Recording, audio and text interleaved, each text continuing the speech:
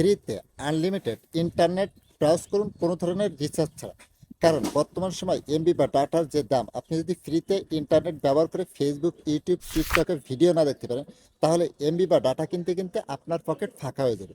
তাই ভিডিওটি দেখে কাজটা শিখে রাখুন, তাহলে আপনি সম্পূর্ণ ফ্রিতে ইন্টারনেট ব্যবহার করতে পারবেন। ভিডিওটা আপনার টাইমলাইনে শেয়ার করে রেখে দিন, যে কোনো সময় প্রয়োজন পড়লে দেখে নিতে পারবেন এবং পেজটিতে নতুন হয়ে থাকলে ফলো দিয়েই সাথে থাকবেন। প্রথমে আপনার ফোনের গুগল ক্রোম ব্রাউজারটা ওপেন করবেন, উপরে সার্চ বক্স পেয়ে যাবেন। এই সার্চ বক্সে লিখবেন ফ্রি নেট সফটনিক, লিখে আপনি সার্চ করবেন। এরপরে এই ওয়েবসাইটের লিঙ্কটা আসবে, এর উপরে ট্যাপ করবেন।